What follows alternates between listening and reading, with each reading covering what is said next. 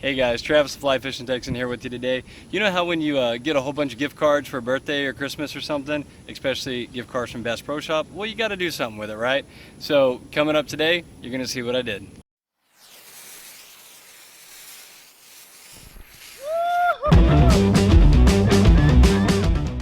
All right guys, so what we have here is the Cricket fly rod from White River Fly Shops.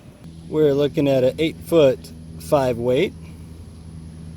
Alright guys, so this whole setup was about $108, $50 for the rod, $30 for the reel, and about $20 for the line, plus tax. I'm not going to spend a whole lot of time on reviewing the actual aspects of this rod because it's on the lower end of the spectrum, but it's great for anyone who's just beginning and doesn't want to just buy any old fly combo. You can kind of put your own combo together. The only thing that I see as a major drawback right off is that, I don't know if you guys can see that, but your eyes are not lined up. You see how the spool's kicked off to the right and then the eyes are straight out from there. So they only had this one rod in stock, so I don't know if that was something consistent with other rods, but for the price, I figured I would give it a try. So here we go, guys. All right guys, so we're down here at San Gabriel Park today. We're gonna go ahead and give this rod and reel a quick try. I see a few sunfish, and I haven't seen any bass yet here, but I've seen a few sunfish already. I'm gonna go ahead and throw just a black Pat's rubber legs, and we're gonna go ahead and see how this thing can do. I'll get you guys on the GoPro here, and I'll bring you back and tell you how the action is and how just the rod feels in general. Anyway, let's give it a try. Guys, before I move on here, I just wanted to give you my initial reaction of the first few casts there. Feels pretty decent. I'm used to a slightly longer rod, either a 9-foot or an 8'6". So the 8-foot I feel like it's going to be very useful in certain conditions, but it doesn't. It feels a little different. But it does feel pretty decent. I don't see the eyes being a little off as making really any effect, and it seems like the lines, shooting out just fine.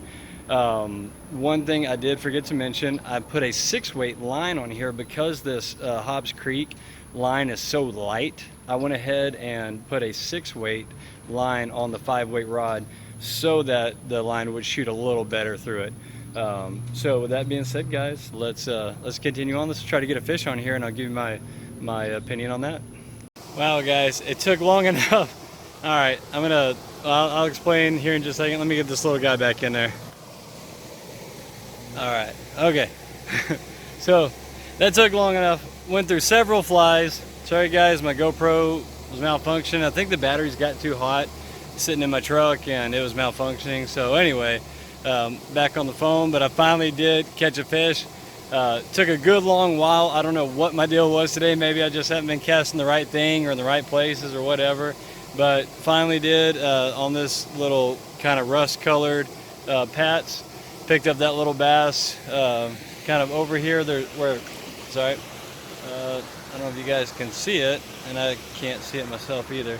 Anyway, there's a little drainage that comes in over here, and anyway, I know that there's bass and little guys that always hang out right here. So anyway, about the rod, it's a 5-weight, so I could barely feel that fish. But I mean, it did okay. I was able, I kind of, felt the little hit, and then, was able to lift up and set it. I feel like maybe the line is not the best. This bright green line in this very clear water. It seems like I can see the fish kind of getting spooked and things like that. So I feel like the rod definitely great, reel fine, whatever. You don't hardly use it when you're fishing like this. But the line, I'm not sure if the visibility of it and then the sensitivity of it. It's a $20 line, definitely not a high-end line, but was, I don't know. You don't ever know what to expect until you fish with it. So you know, hey, so far so good. Let me see if I can get something, you know, another fish on here, maybe a little bit bigger fish, and you know, kind of go from there. All right, guys. So finally got this little guy on here. Nice little bass, probably a little half-pound bass. Um, the rod handled actually really well. Got him on a little white streamer. I'm gonna go ahead and get him off, and then we'll talk about it. All right. So the rod handled that bass pretty well. I felt like I played him in pretty well. Got him in pretty quick. Man, I was just saying, Lord, help me. I was praying for another fish before I left here, and well, he provided one. I throw, you know, the streamer up here right by that column, and was just kind of stripping it back, and then boom, that bass just inhaled it. So that felt nice. I was glad to get that. Felt like the rod handled pretty well. I'm not real excited about the line. I'll admit that, but hey. I mean, it's a $20 line. It would get you started. Is it top quality? No. But will it get you started? For sure. You'll be able to catch fish on it. Not really excited about the line. The rod feels pretty decent. The reel feels a little chintzy, but again, it's $30. But it'll do the trick for what you need if you're you know, if you're just starting you know, into fly fishing and things like that. But overall, I thought the setup was pretty decent. Compared to other, you know, $100 setups that I've messed around with, I felt like the action of the rod was was pretty good, comparably. Which what I mean by that is that it casts very well without a lot of effort, and that's what you're looking for in a fly rod, right? You just want that action to flip that fly out there without you having to, you know, exert too much energy. So anyway, I felt like it was, you know, again, pretty decent setup, especially for someone who's either beginning or for someone just to have an extra rod, you know, an extra rod and reel if they want to take their friends out. I am going to try and maybe get in on another spot over at Berry Creek Park. They got a little pond over there. I'm gonna go ahead and try it over there. If I can get anything, I will bring you guys back. If not, guys, Berry Springs Park. Oh man, guys, I wish I could have had the GoPro going on this. So a little 5-weight cricket rod does good. Little pound bass right here. I was just coming across this moss and kind of hit an open area, and boom, he just smashed that little topwater popper. Whew, that was a nice hit. And the rod did really good, even pulling him through all this mess. Did really well. Another nice little dark largemouth bass. Looked like the St. Gabriel was not the place to go today. And yet the cricket rod does it again, using the little grasshopper foam popper thing. They are nailing it. Unbelievable, the very next cast, this little guy on the grasshopper. Alright guys, so here we are about 1 year later, and here it is. I gotta say, this thing has held up really well. I was actually really impressed with the durability of this rod. Again, I will say it again, the line, not impressed with, but definitely the rod, the durability of the rod, just amazing. It cast okay. I've used it several times intermittently now for about a year, just as kind of a mix in with my current rods, and that's what I would have to say. It cast okay, and it's definitely good enough for a spare rod. It's definitely good enough for a rod if you need to share a rod with a friend, or you know, things like that. Definitely a good starter rod, I would say, just to get you started if you need to fly fish on a budget. But most of all, I would say I have really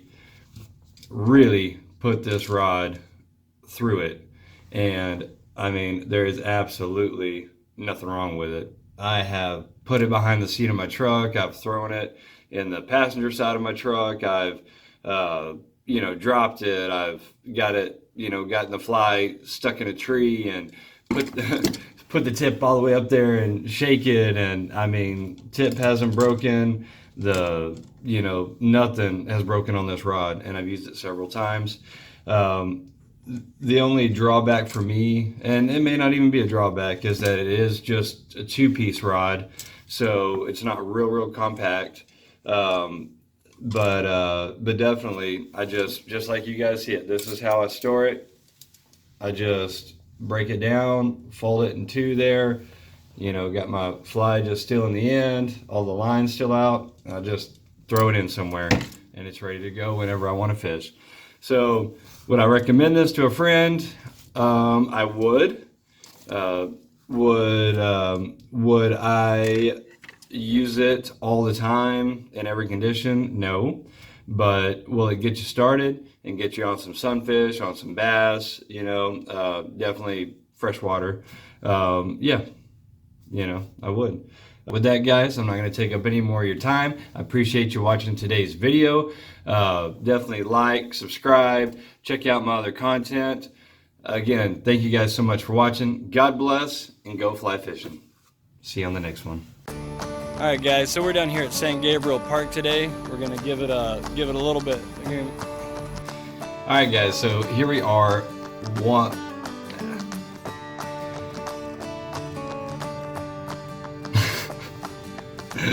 The thing was even recording.